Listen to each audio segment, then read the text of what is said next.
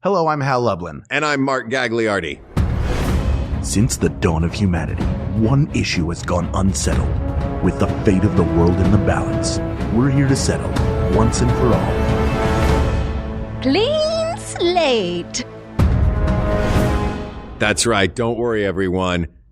We got this. Podcast should have a theme song. Podcast should not have a theme song. Yes, they should. No, they shouldn't. They sound good. Yeah, but people are just going to skip past it.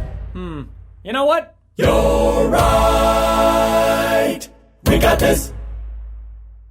You are joining this show in the second week of Max Fun Drive. It is the oh so special time of year where we celebrate Max Fun members like you or like you.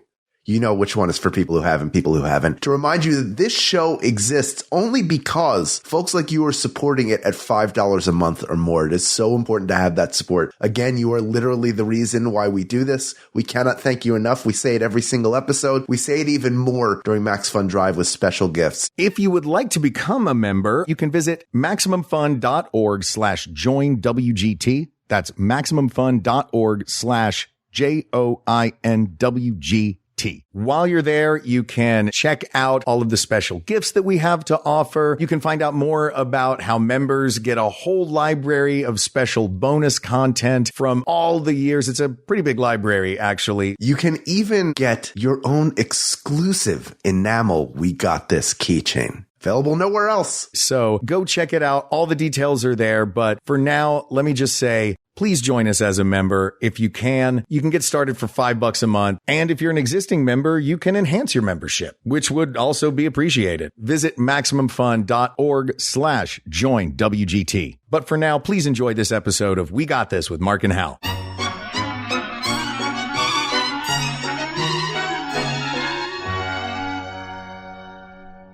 Clean slate. Clean slate. Clean slate. I love all three of those characters. So good. So good. What great ABC. Hal, there's a name that you've heard a lot on this show, and now there's a voice to go with that name. Are you introducing me to your fiance who I've known for purposes, 2 years? I'm introducing the people of the world through you. You are a conduit. All right. Hold on. Let me be That's how hosting audience. Works, isn't it? Great. Yeah, 100%. One of us has to be the Al audience. Roker super fired up about the clowns on the Macy's parade because we're fired up about the clowns. He knows all those clowns already. Honey, I'm not calling you a clown. Yeah, what?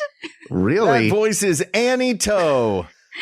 Hi. Hi, Annie. Hi, y'all. Hi, Mark. Hi, Annie. Hal. This is such a pleasure. This is really long time coming, and I feel like I'm glad we're doing this before the two of you get married, because you should have been doing this a long time ago. What I'm saying is, why has Mark been hiding your light under a bushel as far as this podcast is concerned? I mean, is this a good decision? Because now I have a choice, right? Before the marriage. That means, That's true. Anything can happen. Yeah. It could go off the rails true. tonight. This list of clean slate topics might end everything. Oh, no. Oh, dear. I mean, for everybody hearing this, when this drops, it is the week before. So you will have to wait to see what happens from there. And you'll have to judge from this episode. 5 days away. Oh my goodness. If by the end of this, your chair is spinning in a circle and you're not in frame, I think I'll know what happened, but I won't say anything so that it's more suspenseful for the crowd listening. I don't want to listen to the episode because I don't want to know how it ends. I just want to be standing at the altar. Maybe she's going to come down. I hope I didn't say anything stupid. Actually, this is the perfect time. I know it's late in coming, but this is the perfect time to have Annie on the show. Annie, would you like to tell the people of the world perhaps why I would consider this a great time for you to come on the show? Oh, yeah. Oh, my gosh. Yeah, it's not Hal just doesn't know because this we're like getting married. It's also because I just received my SAG-AFTRA Actor Award for Outstanding Ensemble in a Drama Series. Woo-hoo! So I just got that. Can I see it? I just saw you look over. Is it there? Can I see it? Where is it? Where did I put Mark, it? did you steal it? I stole it. Did you It was steal a big the actor heist. award? Yeah, it's the biggest envelope in our apartment. How can you not find it? He hid the award. How dare you? Yeah. Oh my goodness. There can be only one. This is Highlander rules in this apartment. Okay, Oh, so here we go. it got sent in this huge envelope. That is huge. This is a huge envelope, listening audience. There She's is. going into the audience. There is a letter. And I'll read it out. Yeah, It let's says, hear it. Let's Dear hear it. Let's hear it. Annie, congratulations. The Pit was selected as the outstanding performance by an ensemble in a drama series of 2025 at the 32nd Annual Screen Actors Guild Awards. As a performer appearing in 3 or more episodes of the winning season, we are pleased to send you the enclosed honorary certificate. Congratulations again on being part of a fantastic team. On behalf of the board of directors, keep up the good work. And the first person to sign it is Sean Astin. Wow. Samwise Gamgee. How cool. That's amazing, honey. Yeah. Congratulations. There it is. Oh, that's beautiful. Wonderful. I know. Look at the look at gold that. foil. That's so cool. Yeah, it just arrived. I'm so excited. I'm super excited to share it here officially. What breaking news. You are breaking news. That's right. We're one day away from the season finale, right? This Thursday. As of this recording. As of this tomorrow, recording. yeah. Yes, as of this recording. Yep. Yeah, if you're listening, it already happened and you know what happened in it, and don't spoil it. Don't go back in time and spoil it for me. Yeah. If I see somebody come in here wearing a bunch of gizmos, I'm going to know what you're here for, and I will kick you right out. You are not invited into my home to spoil tomorrow's episode of The Pit for me. Do you think that's what they would do if they had anything? If they had a time machine, they'd be like, okay, we can either solve all the world or spoil the Pit for Hal. Some jerk would. Yeah, probably. Hal walks into his own room right now. Oh, the spoil is coming from inside the house. Oh, no. Well, Annie, we have asked you here today to join us for a clean slate. You are familiar with this style of episode, I am sure. Heck yes. For those who don't know, we've got lots of topics that Ken has curated from Discord and from our email and from all of the different ways that we tell you at the end of the show to get a hold of us. And should we jump right in? What do we think? You ready, Hal? Oh, yeah. You ready, Annie? Yeah. Let's do it. Actually, wait, before you say this first topic, I have a question for Annie, because you're here, you're often like you're arriving while things are being recorded. Yeah. What amount, and I'm sure Mark will sometimes talk to you about like what was decided in a particular episode. What percentage of the time, just ballpark, would you say you disagree with our conclusion on a topic? Oh, you know what? I would say maybe only like 15%. I think there are some things that don't get considered, but I actually don't disagree with your conclusions. All right. 15's Well, pretty good good. job. 85, that's a C. thank you. Yeah, that's higher than a C, Mark. Where I was from, that was a C. Where? Exeter? No, but in Tennessee, did you guys wait? Were you on the whole like? 85% Were you on is a the C. like 80 to 90 is a B, 90 to 100 is an A? Yeah, 80 to 86 to 92 was a B. 93 and above was an A. 78 to 82 was, or sorry, I'm sorry, 74. It was 74 to 86 was a C. And then below 74 to 70 was a D. And then an F was 69 and under. Man, that stinks. You can get an 85% and that's a C? Yeah. Tell me about it. I got in trouble for getting C's when I got 85% on stuff. Oh. Yeah, I think somebody was pranking you. That grading The system Catholic gets an F. school, the Diocese of Knoxville. The Catholic school came up with some weird draconian grading system that punished you. Weird. Very weird to think. Well, good. Then you know Seems what? out of sorts. Hal, we have a B. This is great news. I'm agreeing with this wholeheartedly. Yeah, that's B to B plus. And now, Annie, you get to be in the driver's seat with us, and and you can make sure we don't miss anything as we solve these quick hitters. That's as we right. call them in the biz. I'm so excited. Do you want to read off the first one, Annie? Annie Cardi asks, stickers or stamps? Okay. Stickers or stamps? Is this specific to like when you go to a frozen yogurt place and they put stuff on? Because outside of that, like you can't use a sticker to mail something. And unless you collect stamps, you're only using them to go on letters, right? Well, unless like rubber stamps. Is that what we're talking about? I don't know if we're talking about stickers as in like to put a sticker on something or a rubber stamp with an ink pad and a stamper. Yeah, like a heart, moon, different designs. Right, like something to decorate a page. So it's either stickers or a rubber stamp. Yeah, like what's going to go on the to-go bag. The more we talk about it, the more it feels like they both exist at a place where they are part of crafting or scrapbooking or just decorating. When you decorate your notebook as a kid, Did you have a preference one way or the other, Annie? Were you a sticker or stamp kid? I have such a quick answer for this one.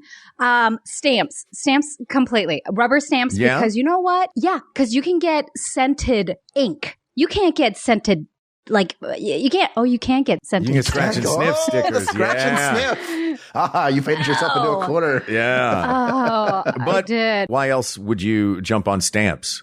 Because I'm inclined to agree. I think stamps are fun. You can stamp anything. You can get different kinds of inks for it. Yeah. You don't run out of stamps. The tactile effect of, like, taking a stamper thing and then stamping it in the ink pad and then stamping it onto your destination. I think that tactile action is really exciting. Yeah. It feels official. Satisfying. Yeah. And a lot more frustrating sometimes to get the sticker off of the sheet of stickers. If you can't, like, get a thumbnail under, sometimes you wrinkle it up. It's already messed up by the time you pull it off. Plus, stamps you can put on your hand. Like, you'd rather have a stamp on your hand than a sticker. I'd rather have a stamp on my passport than a sticker in my passport. Yeah. Right. A stamp feels permanent. Right. Like, if you're getting an official license or something, you don't want the approved stamp to be a sticker. You want to hear that ka-chung Yeah. stamp. Yeah, I like that sound. There you go.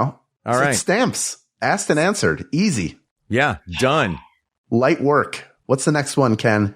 Joseph Bestel asks, when making a full queen or king-sized bed, do the pillowcase openings face inwards, outwards, or in the same direction? So in other words, they're both out, they're both in, or they're like human centipeding, but with pillows. It's a human centipede. Get out of here. Nobody's going to do. Human centipede is. Yeah. That's what it is. I know what a human centipede is. I know it's a face in a Pillows butt. can do it too. You know what's even worse than a face in a butt? 2 pillowcases on a bed, one with the pillowcase end going towards the middle and one with it going toward the outside. Like, who just decides, they're both going to go left? Get out of here. You got to either they have to be facing away from each other or facing each other. That's also a centipede, though. It's just it doesn't, if you change directions, it doesn't, just who gets to be the front, who has to be the back, or gets to. I don't know what the pillow's like. You can't go mouth to butt. You got to go either mouth to mouth or butt to butt. Am I right? Oh my gosh. Now I know how you feel whenever I make the bed. Do you go, listen, it's mouth to butt. Because you know why? I used to work at a nursing facility. And the nurses taught me that the opening always has to be towards the window. So if you have 2 pillowcases, then the openings always go towards the window. What? Did they tell you why? Absolute news. I don't know why. But this was what a nurse told me. And I don't ask why for a nurse. I just accept it. Wait a minute. Yeah. Now we know why that nurse does it. Yeah. Exactly.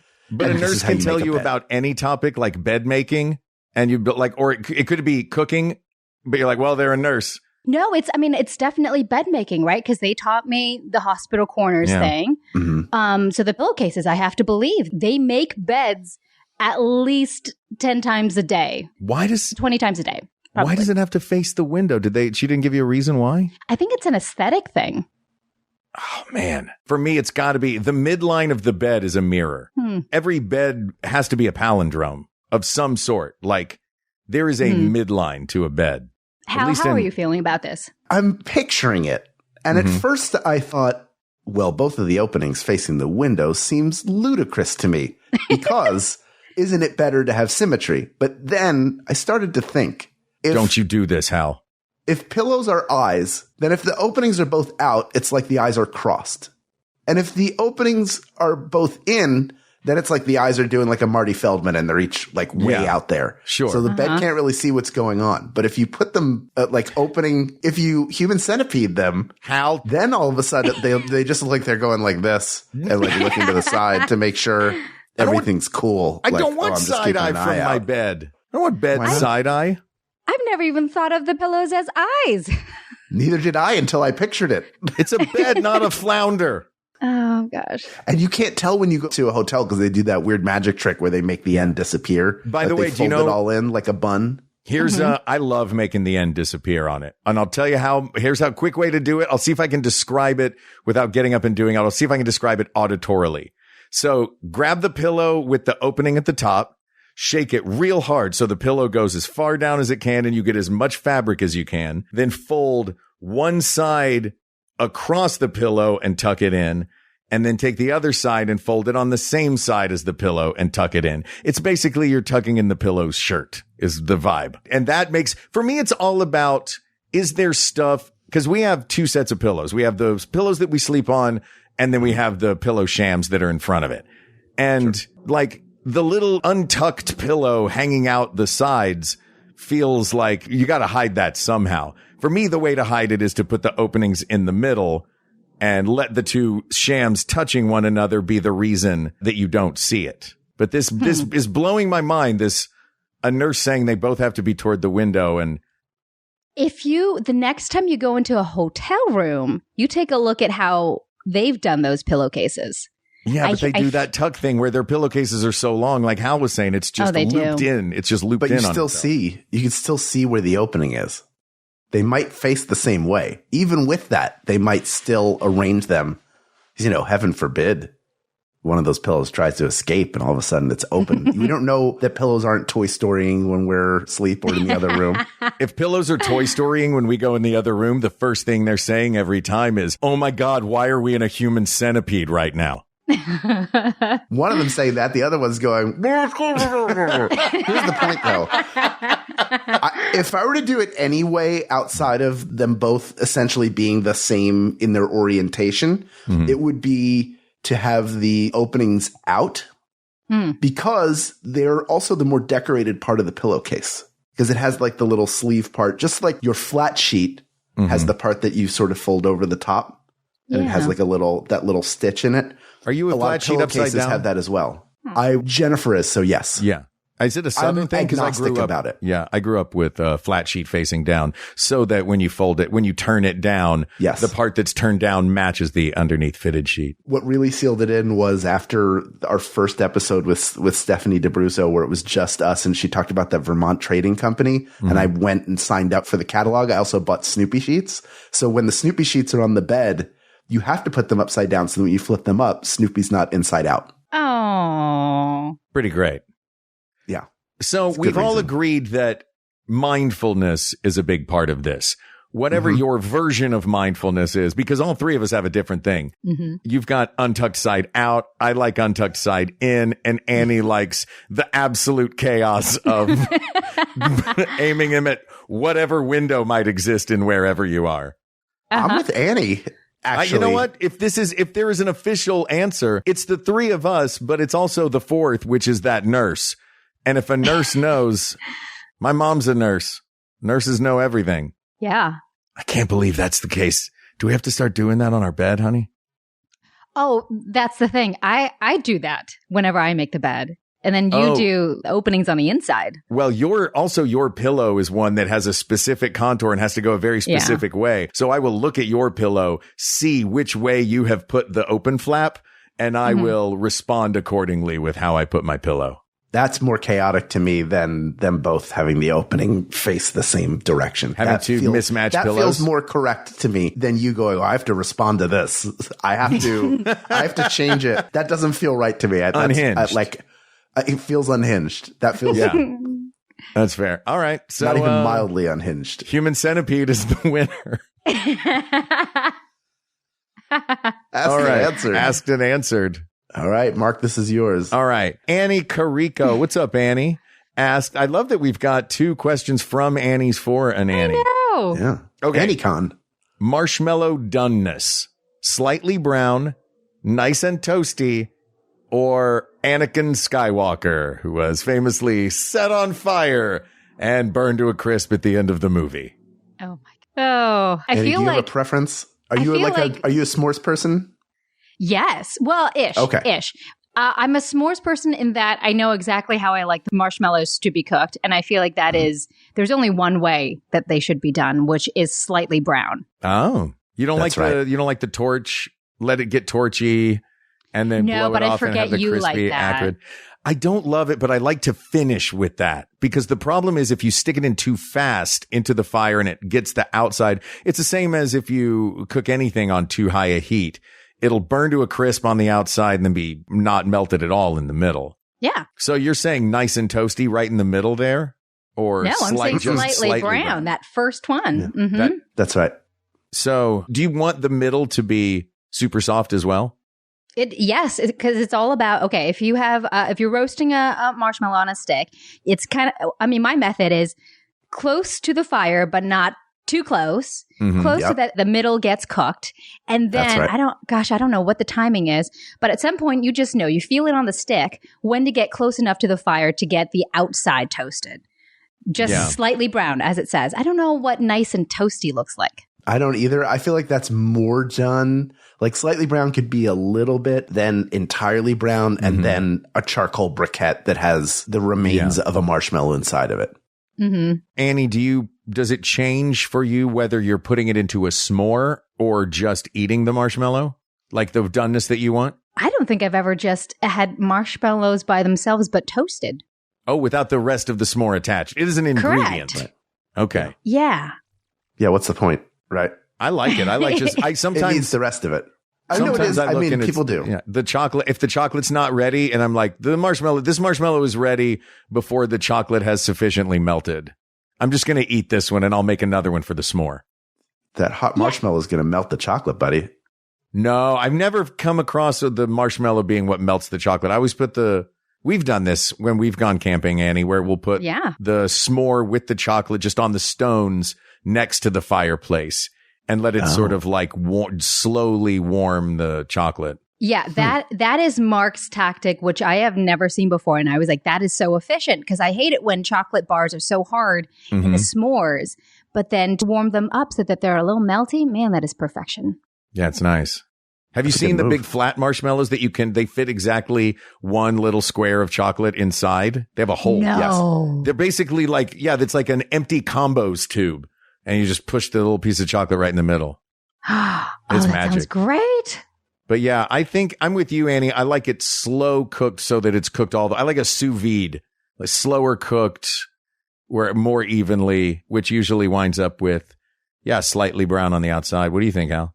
I think if you have to extinguish your marshmallow, you're doing it wrong. And I know that is a very subjective. I'm like Annie, like I want to taste the marshmallow, but I want it to be warm, like nice and hot, a little bit of brown, but not super crunchy. That doesn't do anything for me. The crunch in a s'more specifically is really going to come from the graham cracker. Like there's already crunch built into it. I don't need ash to be part of the flavor profile of my dessert outdoors. I would say though, if I'm not doing a s'more and I'm just going to have the marshmallow on its own, which highly recommend. If I'm going to do that, I do like it to get a little more done, because then I do get that like hollow tap, like that you can get on the marshmallow sometimes. And that is just crispy enough to cover the crispiness that I'm not getting because I'm not eating the graham cracker with it. No, I will not do that. I will just do it slightly brown and eat it, and it'll be perfectly fine for me. But yeah, slightly brown feels asked and answered. Yeah. All right, Annie, you're next. Okay. Cassie Jennings asks, what is the best and worst wedding tradition? Ooh. What do you think? That garter thing where the groom goes under the bride's dress, does something, and then comes out holding like the bride's garter in his mouth. Oh my God. Yeah. I think that's the worst one. And then flings it to one of his boys. Yeah. Like, what? Ugh. That's a terrible tradition. Yeah. Are you guys on the same page, or do you have a different that's the one I was going to mention. Yeah. Well, I think it's a little unfair because you and I have talked about that. I also don't care for that particular. Feels like one of those things that you add in just because there's been a bouquet tossed. Like at some point, some dude is like, I want to throw something. Why can't I throw something? Yeah. I can do it like a slingshot, make it go far. Yeah. It's the toy version. Yeah. I was going to say the dollar dance. I don't care for that. Tell me more. Have you heard of that? A DJ will have a purse or bag or bucket or something, and then you can pay to dance with the bride. And it is a means of generating money for the couple to use on their honeymoon or in their life or whatever. But I would say that people can just give money I don't know how popular those are anymore because the world has changed since 19 years ago when Jennifer and I were engaged and getting married, where you had to go around the store with the scanner and that was how you did Oh, yeah. The websites weren't really as big a deal. Now it is much more traditional and it is okay and encouraged and way better to do here is money specifically towards a honeymoon. Here's money specifically towards a cause that you care about. Here is money just in general to have. I think that is the best gift because you're not imposing your taste on someone else. Yeah. You don't think a great big painting is a great wedding gift? Big painting. We'll find out. You gotta hang it up. I'm coming over. We'll find out soon. Uh-oh. Are you talking about those I don't think that it's a tradition, but where weddings hire a painter and do a live painting and they actually paint a scene from the wedding during the entire duration of the wedding or the reception? I have not seen that before. That's amazing. I didn't know that was a thing at all. Yeah, that's a thing. But it's there's so much pressure. Imagine being that artist where people just keep looking over your shoulder and just kind of judging and watching you. Mm-hmm. I would just do caricatures. I'd be like, which one of you likes surfing? Yeah. Who's the skier? Who likes hot air balloons? Look, if it's going to be stylish and in multiple colors, the fastest way to do it is chalk, and it's going to look like one of those, the courtroom drawings. Oh, yeah. Or like in the Supreme Court, where it's just somebody has kind of drawn a crude painting of Sotomayor asking a question. That's right. Oh, this is what it looks like. We can't have cameras in there. I like that. I think the garter is a pretty good bad one. The garter is a terrible one. For me, I don't know. It seems like any of the ones that come from the old school tradition of why weddings happen and what weddings were. Now it's a celebration of a couple's love, but the whole notion of a parent walking down the aisle and giving away their child, giving away their daughter to a man, anything that feels objectifying. I mean, the best man's job was to kidnap the bride originally. Was it? So there are a lot of really bad, dark origins to things. Yeah. I think the one that still feels real weird, it hasn't gotten to a place where it's okay, is the garter. What do you think is the best one, though? The best wedding tradition? Yes. Would exchanging vows be a tradition? Sure. Yeah. Making the same promise to each other. Yeah.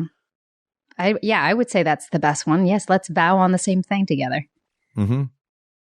All right. It's funny. We were talking with our officiant who's going to be running the wedding, and he was saying writing your own vow is while great for a lot of people and use it as a moment to say how they feel. He was on a purely technical level, for it to be a vow, it has to be something that both parties agree to. Mm-hmm. So if there is that speech moment, then there also has to be a do you, which is the big question. So whatever the version of the vow is, whether it's that question after a statement or an agreed upon thing. That makes sense. I will say there is a tradition that Mark and I have rolled out, and I hope it's not a spoiler or something for you, Hal. Oh, no, wait, it won't be. So we're not doing a champagne toast. Oh, so there's no hi, I'm this person. Here's how I know this person. Let's all raise a glass. And then those the speeches are minimal. By a toast? But a lot of weddings do hey, now we're all going to pour a little glass of champagne for everybody. And everybody's going to all raise a glass together and do it. Our wedding coordinator, Sean, was it sounds like a great idea. It is so much more trouble than it's worth for everyone involved. The guests, the couple, the party, the caterers, everybody. Mm-hmm. All right. Yeah. Nice. Yep. Nice. Happy to roll that out. Yeah. Not a disappointment for me. Yeah. I would always just raise my glass of water. So it's all. Isn't that bad luck? You've been cursing marriages this whole time? Do you want me to sit down with you and tell you about my life, Mark? Yeah. No. Tell me how bad. Use a lemonade. You'll know how many times I've done a toast with water. Oh, dear. When I walk you through everything. Yeah, there you go. Vows are the best, and the garter is the worst. Asked and answered. Hey, everybody. Sorry, I didn't mean to interrupt. Yes, you did. No, you're still interrupting. You still mean to interrupt. You're doing it on purpose. Just be honest. Okay, you know what? Okay, if you want me to be really honest, we're recording this part just so we can tell everybody about the Max Fun Drive. It's week 2 of the Max Fun Drive. It's that time of year where we gather new folks to jump in and become members, or we get other folks to enhance their membership at MaximumFun.org/joinWGT. And we have all kinds of cool stuff at that site. You will find out all about it. Hal, tell them about a couple of things. First of all, I think that's a little too honest, but while you're being really honest, I'll be really honest. There are a lot of different ways that a podcast can generate money, and we don't have a ton of ads, you may have noticed. No undies, no stamps, no food boxes. That is very rare for us. The reason why we're able to continue doing this show is because of your support directly, because of all of the Max Fun members and people of the world who have taken the time to give us support when it was possible for them. And if it is possible for you right now, this is the time to do it, because you get all sorts of special gifts. You get all sorts of thank yous, and those all feel great. But I say it every year, and I mean it every year. The greatest gift that you get from being a Max Fun member, which you can do for as little as $5 a month, paid either monthly or 1 year at a time. You get to choose how you do it. You can find out more at the website. But the greatest gift that you will receive is that gratification and that feeling of knowing that art that you enjoy is able to continue to exist because of you directly. There's no greater gift than that. All the other stuff is fantastic. Hearing Mark and I compete to see who knows more about our own show and bonus content, and the years of bonus content we've done before are fantastic gifts. But the one that's going to come from inside of you and that feeling that you get is the best gift there is. And I say that as someone who supports myself. Like, I feel that as well. I know that you will too. Thank you to everybody who's felt it year after year. Now is the time if you're able to upgrade or boost too, and it would mean the world to us. And we have a special goal that we're trying to hit. That's right. We do have a goal this year. We're trying to reach 250 new boosting or upgrading members. Hal told me earlier he had an idea for what we should do when that happens. I don't know what this is. He's about to tell us right now. I think it'd be fun to bring back a classic, because one of the joys of We Got This with Mark and Hal is yelling at us when we get stuff wrong. So if you want to fix it, this is your chance to do it. If we reach our goal of 250 new boosting or upgrading members, we are going to turn the keys over to you and let you pick one episode where we will overturn our ruling. I have a way to do it where we're going to reveal what it is. You won't know until we record it and release it, and it will be exclusive to the bonus feed. So you will get to enjoy the fruits of your support and your hatred of when we get stuff wrong. That is our gift to you during Max Fun Drive. And if I may speak for Hal right now, Hal is so sorry that he interrupted this episode and made you stop thinking about what you were thinking about and start thinking about going to MaximumFun.org/joinWGT right now when you hit pause right now and then come back to the episode in a second. He's so sorry for interrupting. I'm sorry. Buh. Now back to the show. All right, Jeffy Baby is back. Yeah, Jeffy Baby. Jeffy Baby. Diner breakfast. Annie, do you prefer pancakes or French toast? Do I get to go first for all of these? Yeah. Yes. Okay. Yes, you're the guest. And we've done the full pancakes, French toast, or waffles. So Jeffy Baby, you can go listen to that full episode if you want with another Annie. And That's right. We only have Annie's decide. That was Annie and Fred. But Yeah, I want to hear your answer, Annie, just between these two. Gosh, I feel like this is such a vanilla answer, but I'm going to say pancakes. I have not had enough French toasts in my life to ever prefer those. Mm-hmm. They're also, it's like most restaurants make horrible French toast. Yeah. It's like a whisper of egg on bread. Yeah. A lot of diners screw it up too, because they're like, look how thick the bread is. Well, it doesn't have any egg in it. What are we doing here? What are we doing? Yeah. The point Just dip your bread in maple syrup. Pancakes are like, you put berries in them, you put the syrup on top, whipped cream maybe's on there, who knows what kind you got, or you get them plain with a little bit of butter, maybe some honey, just easier to do well and not like no fuss, no muss. So I'm with you. It's a vanilla answer, but I think it's also the right one out of these two. That's just really surprising that French toasts are made in such varied, conclusive ways. That's really upsetting. Why are they even on the menu? Yeah. But a good French toast done well is, it's a little, it's tougher because you've got to get the egg right. You got to dunk it in you got to use Texas toast, dunk it for long enough and let it sit for a minute. And a diner is not going to do that. A diner is going to hit that toast, but ka-chunk. Yes, you do need Texas toast for it, or challah. You don't, I promise. Challah's great for it. You don't need challah. Stop co-opting. My culture is not your meal. What am I going to use it? What am I going to say? Pizza dough? Italian bread? Get out of here. Yes. It's you can't use something that crusty. You can't dunk a crusty bread in egg and make French toast. You can make French toast out of Italian food. You're mixing your Europeans.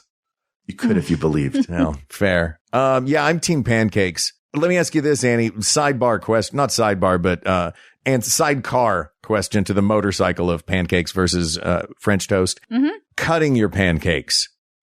Cut it in wedges like a pizza, grid, or chaos? Wedges. I do wedges because when I pour syrup, right, it goes on the top and the sides of a wedge. So every time I cut like a new wedge and pour syrup, or once I pour syrup on the remaining pieces of a pancake, like the sides of the piece will also get covered in syrup. Oh, so you cut it into wedges first and then syrup? Yes. So you've created a lot more surface area already. You've created crannies. Yeah. Yeah. Oh, that's smart. Yeah. That's an interesting. I do butter on each pancake a little bit if I'm feeling like butter. And then I do syrup on each one. And I you pour it and spread it. Next one, spread it. Next one, spread it. And then you can put a little over top or in the plate around and then whatever bite you. And I cut, I think, wedges as well. But whatever you cut, you can then get a little bit on the sides and then it all like soaks together. Yeah. It absorbs it really well. Butter on the top when it's delivered or butter on the side and you butter it yourself? I never ask them. They just bring it how they bring it and then I deal with it. If it's that giant like softball of butter, a lot of that's not getting used. It's just enough to get a little bit on there. But it's really like I like a lot of syrup. I used to like a lot more. Now I get sugar free and then I feel like we could go quarter the bottle out there. Oh, yeah. We're in good shape. I do like sugar-free syrup for that reason. Yeah. How do you cut yours, hun? Oh, I'm evenly spaced wedges. Evenly spaced wedges. And I'm also butter on the side because I don't love when the little golf ball of butter, like if it takes them an extra couple of tables to get to me with the pancakes, by that time, that little butter ball on top has become a butter well in the middle and made that big dent in that top pancake. Yep. Yeah. I like wedges. But it's definitely pancakes. Asked and answered. All right. Wapuche asks, what's up, Wapuche? Sylvester or Tweety? Who are we rooting for? Age old. Oh, I'm going to vote for Tweety. I when I was a kid, I had like a Tweety bed set. Really? Yeah, it was like blue gingham with like icons of Tweety all over. Tweety. No Sylvester. Didn't make the sheets. No Sylvester. No. Yeah, made no impact on my childhood. Sorry, Sylvester. Wow. What are you guys feeling? What about you, Mark? Yeah. I feel like for me, regardless of what the goal is, and Sylvester's goal is a cat's goal. It's not murder. It is a cat going after a bird. It's the food chain. In Sylvester, you've got a character who has a goal, this Sisyphus-like task that he's never going to get Tweety. We know he's never going to eat Tweety. So to me, Sylvester's the more interesting character because he's trying to get from point A to point B and failing every time. Tweety to me is the character who snarks at the failure of the hero of the stories, which I'm calling Sylvester. I'm team Sylvester all the way. That's true. Hal, this might be the end of our marriage before it starts, so you've got to figure this out. I have never been a fan of the Roadrunner. I've always wanted to see Wile E. Coyote eat that bird. Yeah. I've always wanted to see Speedy Gonzalez consumed. And I've always wanted to see Sylvester enjoy that meaty head of Tweety Bird. Because here's why. For Sylvester, I have a feeling that the woman who I felt like was like, now listen, everybody, take care of Tweety Bird while I'm away. It was Grandma. It was Granny. That's right. It was Granny. And she cared a ton about that bird. Yeah. And she did not care about that cat. I don't think she was feeding Sylvester at all. No. I don't think Sylvester was eating. Not even one suffering succotash did he get to eat. And so, of course, She's created this world. She probably is filming them on antiquated security cameras and watching everything play out. Just from a back room. Everybody, check this out. Yeah, smoking a corncob pipe. Like, I haven't fed this cat in 6 years. Now I'm going to tell him to watch a bird. This is going to be pure cinema. Oh, I told him I went to church. I'm here in this back room. Yeah. Stockings rolled down so my legs can breathe. I'm just relaxing. Yeah. Is that This a is my Snoop lyric? spa. Uh-huh. Stockings rolled down so my legs can breathe. It's either from Snoop Granny or Party. Mama's Family. It's from both. He was rapping about Mama's Family. Yeah, sorry, honey. I think we got to go with Sylvester on this one. No, yeah, go with Sylvester. I totally forgot how mean Tweety was. Like, all the icons of Tweety is just like Tweety being very sweet, right? Yeah. Yeah. He's a cute Very bird. true. He's a cute bird. He's a cute, smug bird. Mm-hmm. Man, is that bird smug. Yeah. Mm-hmm. Oh, Weird relationship. Weird kink. yeah. All right, Annie. Okay, final question. Jenna Yamada, hey Jenna, asks, best computer keyboard shortcut. Save, undo, new tab, etc. Best computer keyboard shortcut. I love keyboard shortcuts. When I've worked for the same company for 16 years, and in the first 2 years of working for them, we had the chance to take, I can't remember the company, but they do a lot of like courses in Excel and courses in all these different things. And one of them was just an efficiency course, how to be more efficient. So I learned a lot of stuff there that I still use, including like opening your mail over the trash can, like things like that force you to work more efficiently. Because of that, I got into the world of keyboard shortcuts as a way of making things faster. Like everything I do in Gmail, I turn on the shortcuts. It's all single button presses to do stuff. So it's Single a game button? changer. Yes. How are you single doing button. single butt shortcuts? It's built in. All their shortcuts are either one or two buttons, like replying. gosh. Are these Like F if buttons? I'm reading a or- message, no, if I'm reading a message, I'll give you two of them. Okay. If one's highlighted, I can hit S to start it or O to open it. If I am reading an email and I want to save it, if I want it to be new again, I press Shift N. If I want to go back to the inbox, I type GI and it goes back to the inbox. You are dropping You can my turn jaw. that on. I had Yeah. no idea that you can use one button keyboard shortcuts for Gmail. Yes. Yes. One Oh. button and two buttons. They're both really simple, super, like it is a game changer because it makes it so much faster. My goodness. Well, what is the so- best one, though? You just made computers harder for me in my brain. It's easier. It's button presses. Yeah, you can but- do it without knowing it, but it's taking you more time. I think our winner's going to be one of the universal ones. Yeah, It's not going I to be agree. one that's like a single one that's specific to individual app. Like I know if I've got Adobe Premiere open, I know what individual letters from the alphabet do in that regard. But I think as far as the ubiquitous ones that everybody knows, not everybody knows all of them, but the ones that are the same across apps, I will throw two out there Okay. as contenders. One for me is Command J.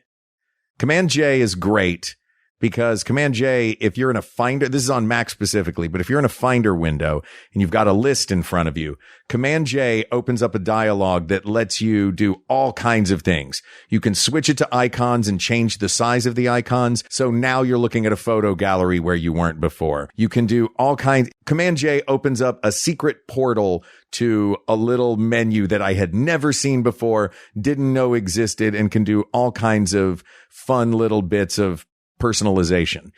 The other one, because I am a person who is not as savvy with a computer as either of you, and also a person who makes a lot of mistakes, is Command Z.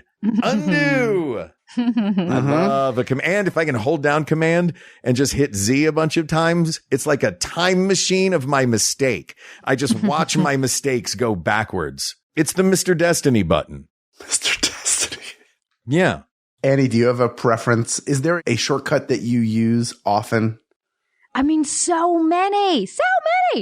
Command Shift 3 for a screenshot, right? And then I think Yeah. Command Yeah. Shift 4, it brings up like the window that you want to screenshot, maybe. I think that's yeah. the one. Yeah, that you can I mean- drag. Yeah. Or the opposite of Command Z, which is Command Shift Z, which is redo. or like redo the undo. I mean, I use so many shortcuts. Oh, but I'm so excited to learn more. Sometimes Command Y will do the same thing that Command Shift Z does, so you don't have to add another button. You can undo with Z, redo with Y. Wow. Oh, man. Yeah. I was sitting here thinking like it would be one of like copy, cut, or paste, and I like copy better than I like cut because cut, it's just too easy to lose things. Yeah. Like, that just feels like a recipe. I would rather copy, paste, and then delete. Yeah. I'm the first totally thing if I want team.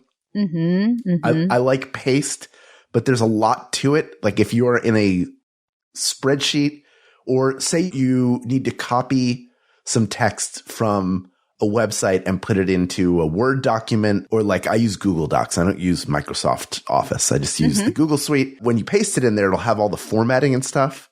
So you have to paste it into your browser bar first, then copy it and paste it in, and that takes out all the formatting, or you have to unformat stuff. That's actually really, it's either control, depending, the command stuff we're talking about, as Ken has pointed out in the chat, betrays us all as Apple users. It's control. Right. It's command for Mac, control for PC. But if you do that and the backslash, that also resets all your formatting. That's a fun one. But I do think the undo is really, really strong.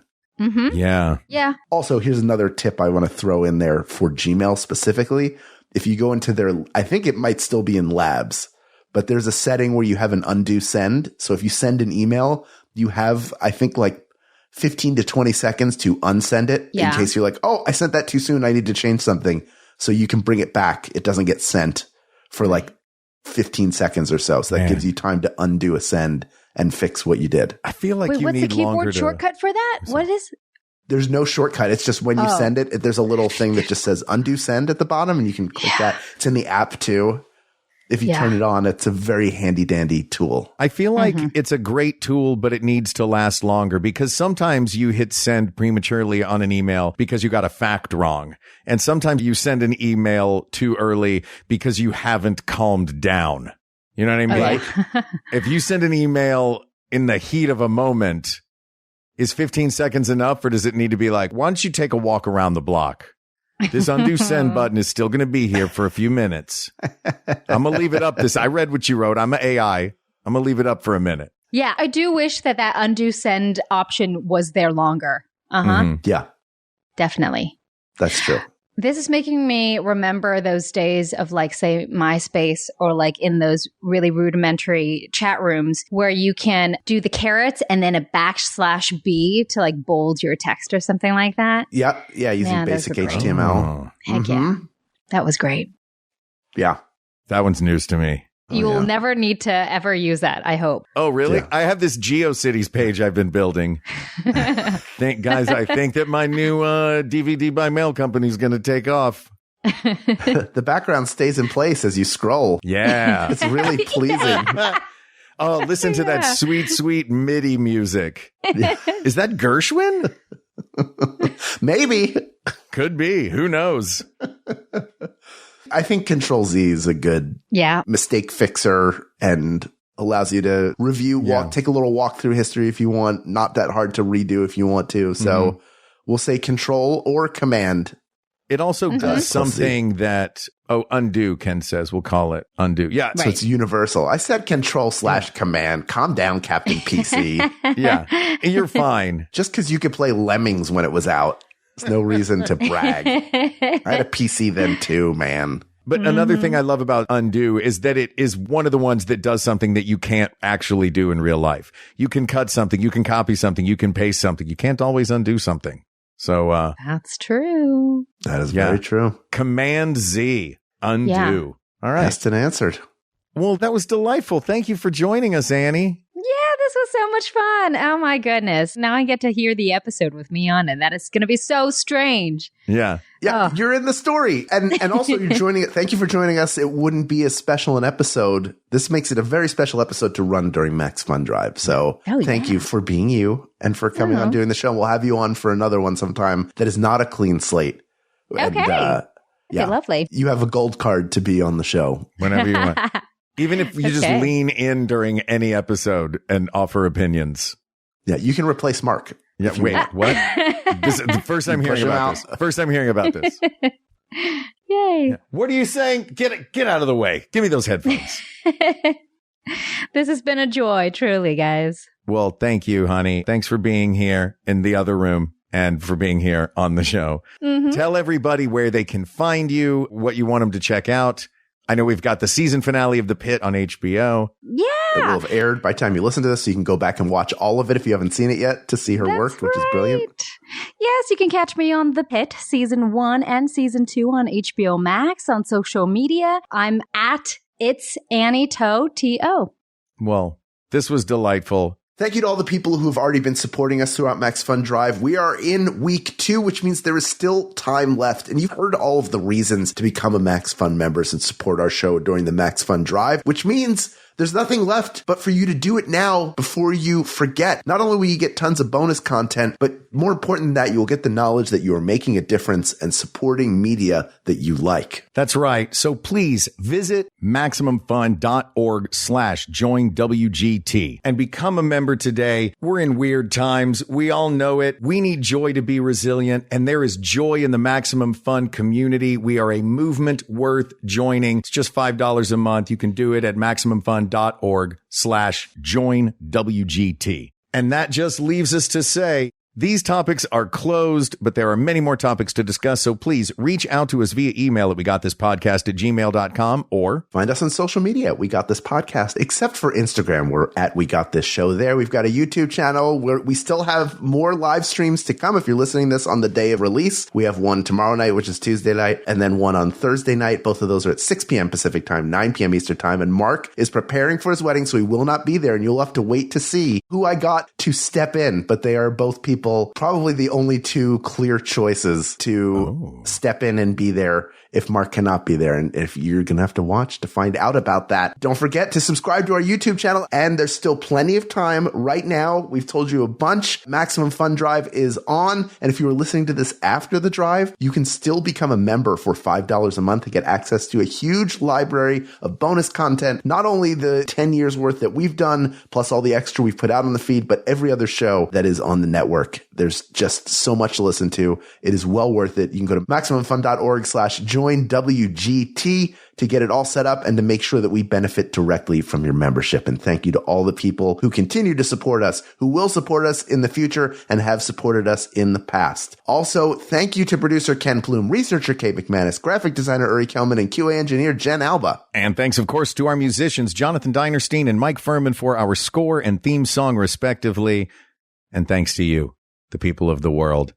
Really extra special thanks this time because we got to sit down with the woman I'm about to marry, that by the time you hear this, we might be married because it's going to air that week. I'm very excited. I'm very excited to share my excitement with you. You've been here with us for over 11 years now. And thanks for bringing new people into the fold. Thanks for being the most fun place on the internet to argue. We wouldn't do it without you. We couldn't do it without you. And to you, we say thank you, thank you, thank you. For Hal Lublin, I'm Mark Gagliardi. For Mark Gagliardi, I'm Hal Lublin. And don't worry, everybody. We got this. We got this. Maximum Fun, a worker-owned network of artist-owned shows supported directly by you.